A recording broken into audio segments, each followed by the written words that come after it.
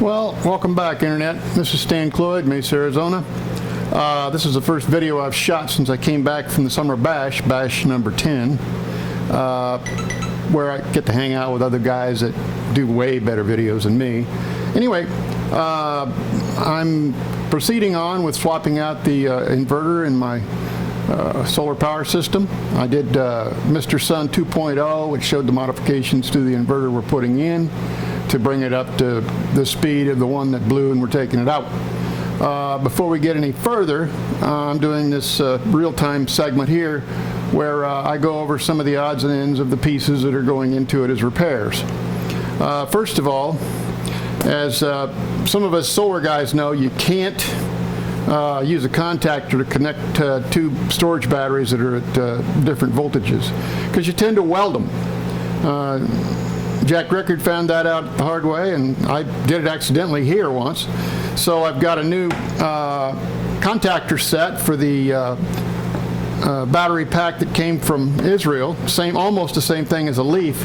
It was donated to me by Mr. Fred Benning of Austin, Texas. So shout out to Fred, and thank you very much. Saved me a lot of trouble trying to find the Panasonic contactors it would take to replace the ones that are welded in there.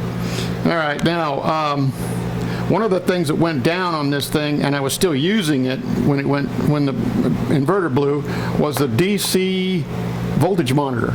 And so that comes in several parts. I had to order this one from China. It's a Hall effect sensor that goes over one of your power bus cables DC into the inverter, and it'll tell you how much you're charging, how much you're discharging, and report it all to the USB powered monitor in my office. It's not really a cloud device, although they may make it by now. I've had to order this thing twice from China because it's 0 to 500 volts and it's 0.2 to 100 amps. So these ranges are not stocked by our American suppliers, because very few people here do a high voltage bus on their home power plant. Jack did and I did, but that's because we colluded. The other thing is I have a AC monitoring system from IDRO Green Solutions Incorporated, and it monitors 4 current channels inside your inverter and reports them to the cloud, and then you can set that up in their software however you want. I sent them a text and let them know that I've gone from Microsoft to Apple, and to find out if this particular model of it is still supported. So it has a wall wart that supplies it, and I'm going to power it from the grid, not from the solar power system, because when your power system switches from grid to battery, the glitch can turn that off or interfere with it. The DC section, that runs off your DC bus, so it's going to work all the time no matter what, reporting back to your desk to let you know where you're at on charge and everything like that. And of course, I can look in here and see what my JDL 404 says about voltage in the bus on the DC side if I want. That's fine. Most people wouldn't. Okay, those are the things that are going into it.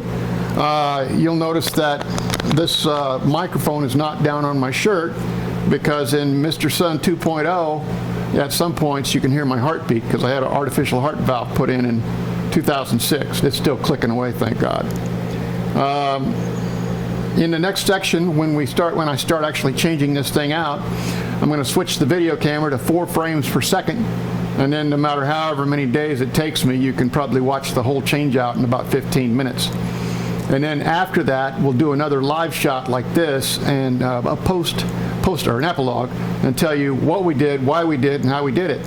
Now in the part that's filmed in slow-mo, I'm going to do something I've never done before, and that's put the voiceover track under it, so that you can understand what I'm saying about what I'm doing as I go along.